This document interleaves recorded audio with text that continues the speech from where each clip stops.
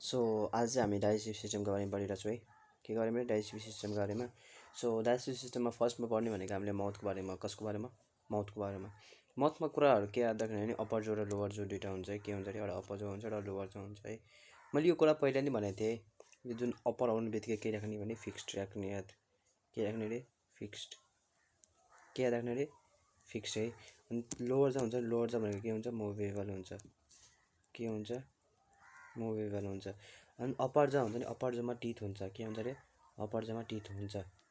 तर जुन लोवर जो हुन्छ नि लोवर जोमा टिथ एब्सेन्ट हुन्छ। के हुन्छ? टिथ एब्सेन्ट हुन्छ। हेर अप्पर जो के हुन्छ भने फिक्स्ड हुन्छ है। अप्पर जो के भयो अरे? फिक्स्ड भयो। लोवर जो के हुन्छ? मुभेबल हुन्छ। अप्पर जोमा टिथ हुन्छ, लोवर जोमा टिथ हुँदैन। के हुँदैन? टिथ हुँदैन। ठिक छ यति? ठिक छ होइन?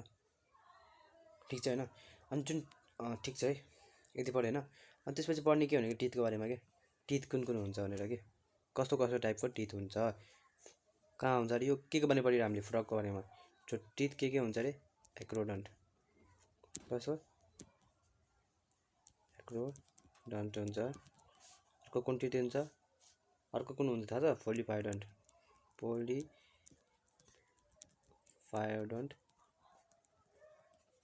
अनि कस्तो हुन्छ अरे? अनि हुन्छ होमोडन्ट। होमोडन्ट। तर मान्छेमा कस्तो हुन्छ? थेकोडन्ट हुन्छ। मान्छेमा कस्तो हुन्छ? थेकोडन्ट हुन्छ। कस्तो हुन्छ? थेकोडन्ट हुन्छ। मान्छेमा थेकोडन्ट हुन्छ, डाइफाइडन्ट हुन्छ। एक्रोडन्ट, पोलिफाइडन्ट र होमोडन्ट हुँदैन। ठिक छ? टिथ कस्तो हुन्छ अरे? होमोडन्ट हुन्छ, एक्रोडन्ट हुन्छ, अनि त्यसपछि कस्तो हुन्छ? पोलिफाइडन्ट हुन्छ। कस्तो हुन्छ? पोलिफाइडन्ट हुन्छ। त्यसपछि अगाडि पढ्दै अगाडि हामी पढ्ने भनेको के को बारेमा? एउटा टङको बारेमा। के को बारेमा? टङको बारेमा। सो टङमा के हुन्छ भने टङमा हाम्रो के हुन्छ भने टङमा हाम्रो पढाइ हुन्छ जहिले के पढिरहेको हुन्छ भने पढाइ टेस्ट बर्ड। टङमा टेस्ट बर्डको बारेमा पढ्छौँ हामीले है मान्छेमा। तर यसमा के हुन्छ भने यो जुन फ्रग छ नि फ्रगमा टेस्ट बर्ड हुँदैन। के हुँदैन अरे? फ्रगमा टेस्ट बर्ड हुँदैन। अरू के हुँदैन? स्यालिभरी ग्ल्यान्ड हुँदैन फ्रगमा। स्यालिभरी ग्ल्यान्ड एब्सेन्ट हुन्छ। स्यालिभरी ग्ल्यान्ड के हुन्छ अरे? एब्सेन्ट हुन्छ। कहाँ एब्सेन्ट हुन्छ? फ्रगमा है। जुन टङ हुन्छ नि टङ हुन्छ नि टङ, यो टङ कस्तो हुन्छ भने यो टङ हुन्छ बाइफिड। कस्तो अरे? बाइफिड। बाइफिड भनेको यस्तो टाइपको के?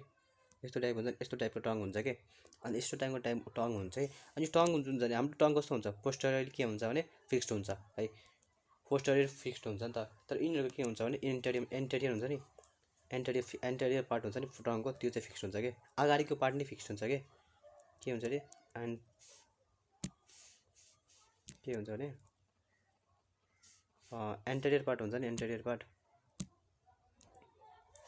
Part okay fine. एन्टेरियर हुन्छ नि, एन्टेरियर हुन्छ नि। यो एन्टेरियर के हुन्छ अरे? यो फिक्स्ड। यो एन्टेरियर के हुन्छ? एन्टेरियर फिक्स्ड हुन्छ। टङको एन्टेरियर फिक्स्ड हुन्छ। सरी है, त्यो बिचमा के हुन्छ? एन्टेरियर के हुन्छ अरे? फिक्स्ड हुन्छ। के हुन्छ? फिक्स्ड हुन्छ। अनि तल के हुन्छ? हेर मैले यहाँनिर लेखेको छु। टङको के हुन्छ भने एन्टेरियर र पोस्टरियर। टङको एन्टेरियर के हुन्छ? फिक्स्ड हुन्छ। एन्टेरियर के हुन्छ? फिक्स्ड हुन्छ है। त्यसपछि ठिक छ। अनि पोस्टरियर चाहिँ के हुन्छ नि? फ्री हुन्छ क्या। पोस्टरियर के हुन्छ? फ्री हुन्छ। त्यसपछि त्यो टङहरू बाहिर निस्किन्छ। त्यति ठुलो टङहरू त्यसरी हुन्छ कि यिनीहरूको होइन। अनि अर्को के पढ्ने भने होइन अनि यसमा चाहिँ हुन्छ नि, यसमा चाहिँ के हुन्छ भने हाइपोग्लोसल मसल हुन्छ है। के हुन्छ अरे? मैले लेख्न बिर्सेछु होइन। के हुन्छ भने यसमा चाहिँ के हुन्छ भने हाइपोग्लोसल मसल हुन्छ। के हुन्छ? हाइपोग्लोसल मसल हुन्छ कि के हुन्छ अरे? Hypoglossal muscle. अनि यसको काम चाहिँ के हो भने हाइपोग्लोसल मसलले के गर्छ भने attach posterior corner of higher भने के जुन पोस्टेरियर कर्नर हुन्छ नि अट्याच के हुन्छ नि attach to posterior corner of higher burn हुन्छ कि attach to posterior corner of higher burn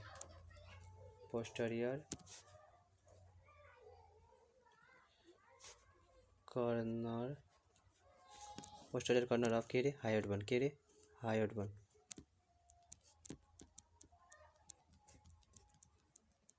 अनि यसले चाहिँ के गर्छ भने रेट्रेक्टल र प्रोट्रेक्टल हुन्छ नि, यसले हेल्प गर्छ नि। Help in retractile and protractile. Retractile र प्रोट्रेक्टलमा के गर्छ? यसले हेल्प गर्छ हाइपोग्लोसलले है।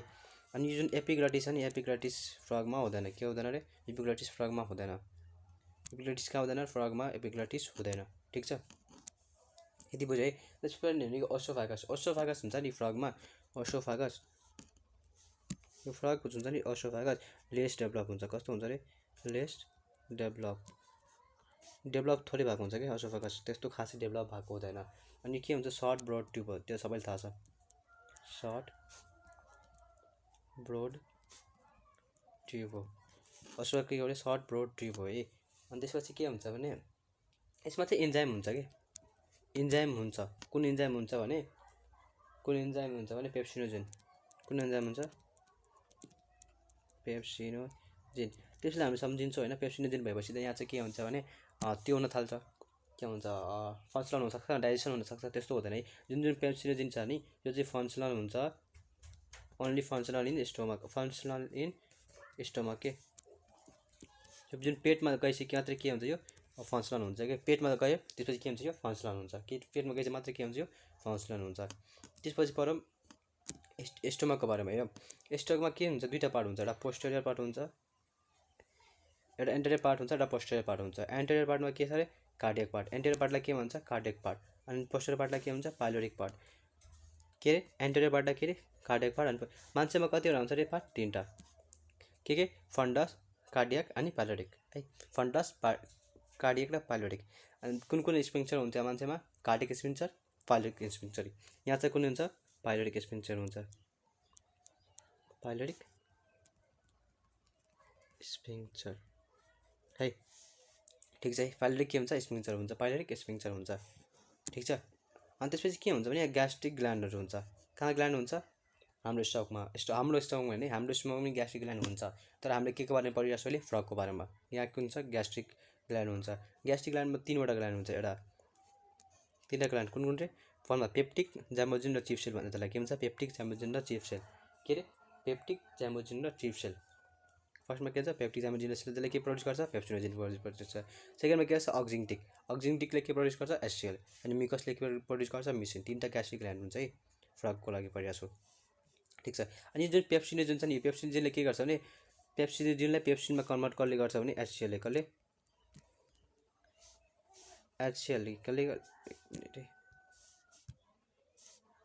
के गर्छ भने यो जुन एचसिएल हुन्छ नि एचसिएलले के गर्छ भने पेप्सिनोजेनलाई पेप्सिनमा कन्भर्ट गरिदिन्छ है अनि जुन चाहिँ प्रोटिन छ नि प्रोटिनलाई पेप्सिन माथि एउटा पेप्सिन हुन्छ होइन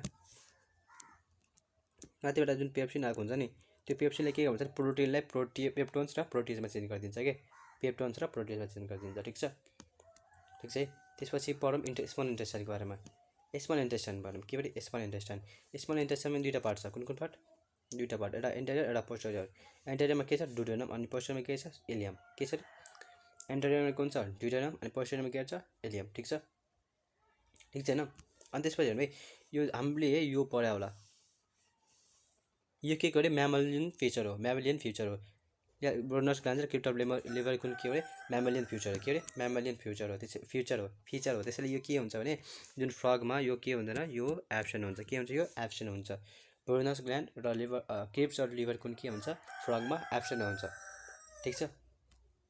ठिक छैन यतिसम्म लेख ओके त्यसपछि के छ भने यो हामीले फर्स्ट ओके यो त पढ्यो त्यसपछि पढौँ के को बारेमा भने त्यसपछि पढौँ ड्युडेनमको बारेमा के को बारेमा ड्युडेनम ओके ड्युडेनम चाहिँ कस्तो हुन्छ भने यो ड्युडेनम कस्तो हुन्छ यो सेपको हुन्छ तर मान्छेमा कस्तो सेपको हुन्छ अरे सी सेपको अनि फ्रगमा कस्तो सेपको हुन्छ अरे यू सेपको तर मान्छेमा कस्तो हुन्छ सी सेप ओके ठिक छ अनि यो जुन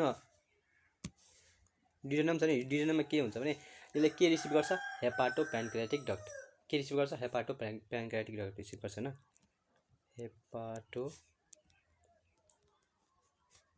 प्यानक्रियाटिक डक्ट रिसिभ गर्छ है के रिसिभ गर्छ हेपाटो प्यानक्रियाटिक डक्ट रिसिभ गर्छ कहाँ रिसिभ गर्छ अरे प्रोक्सिमल रिजनमा ड्युडेनमको कहाँ कुन रिजन रे प्रोक्सिमल रिजनमा के हुन्छ अरे हेपाटो प्यानक्रियाटिक डक्ट रिसिभ गर्छ ड्युडेनमले कहाँ रिसिभ गर्छ अरे हेपाटोपेन्क्रियाटिक डक्ट प्रोक्सिमल रिजनमा कहाँ रे प्रोक्सिमल रिजनमा ठिक छ। अनि एउटा कुरा हुन्छ के हुन्छ एम्पुला अफ वाटर र स्फिङ्क्टर अफ ओडी। ओडी थाहा छ ओडी भनेको एउटा भगवान हो के ओडी हुन्छ नि ओडी र वाटर याद गर्ने के छ भने एम्पुला अफ ओडी छ यसरी स्फिङ्क्टर अफ ओडी छ के छ अरे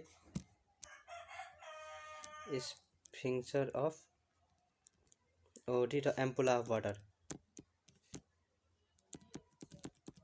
यो चाहिँ दुईटा यो कुराहरू के हुन्छ भने यसमा एब्सेन्ट हुन्छ फ्रगमा के हुन्छ एब्सेन्ट हुन्छ के अरे स्फिङ्क्टर अफ ओडी र ampulla of Vater. Sphincter of Oddi र एम्पुला अफ वाटर लेख्न राम्रो लेखेको छ नि तिनी बुझ है। स्फिङ्क्टर अफ ओडी र एम्पुला अफ वाटर के हुन्छ एब्सेन्ट हुन्छ फ्रगमा है। त्यसपछि पढौँ इलियमको बारेमा के बारेमा इलियमको बारेमा। अनि इलियममा के हेर्ने भने यसमा चाहिँ के हुन्छ यसमा हुन्छ भिलाइ के हुन्छ भिलाइ हुन्छ के हुन्छ यसमा भिलाइ। भिलाइले के गर्छ भने इन्क्रिज सर्फेस एरिया त्यसले के गर्छ इन्क्रिज गरिदिन्छ है। सर्फेस एरिया किन इन्क्रिज गर्छ अरे एब्जर्प्सनको लागि के को लागि एब्जर्प्सनको लागि। सर्फेस एरिया किन इन्क्रिज गर्छ एब्जर्प्सनको लागि इन्क्रिज हुन्छ। अनि यसमा चाहिँ के हुन्छ भने यसमा चाहिँ के हुन्छ भने large number of intestinal gland हुन्छ के हुन्छ large number of intestinal gland हुन्छ। यसमा चाहिँ के हुन्छ इलियममा के हुन्छ large number of intestinal gland हुन्छ के हुन्छ इन्टेस्टाइनल ग्ल्यान्ड हुन्छ के कति हुन्छ large number of intestinal gland हुन्छ कि। अनि त्यो ग्ल्यान्डले के प्रड्युस गर्छ भने दे प्रड्युस इन्टेस्टाइनल जुस के इन्टेस्टाइनल जुस प्रड्युस गर्छ त्यो सबैलाई थाहा छ है। इन्टेस्टाइनल जुस प्रड्युस गर्छ जसको अर्को नाम के हो थाहा छ तिमीहरूलाई जसको अर्को नाम के हो सल्कस इन्टेरिकस के अरे सल्कस इन्टेरिकस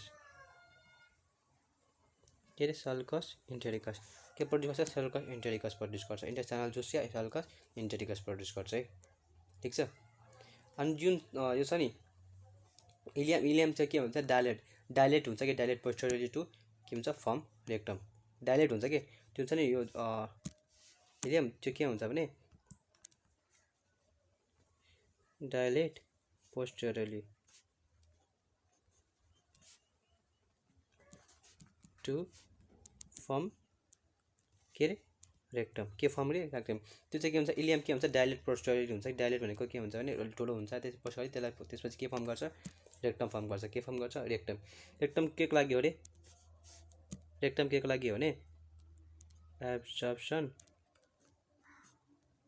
अफ H2O त्यसपछि के अरे अरू आयन र साल्ट के को लागि हुन्छ अरे rectum absorption of H2O ions र साल्ट है। यो चाहिँ के गर्छ अरे यो एकछिनपछि होल्ड गरिदिन्छ कि फुडहरूलाई के गर्छ राख्छ कि एकछिन राख्छ होइन।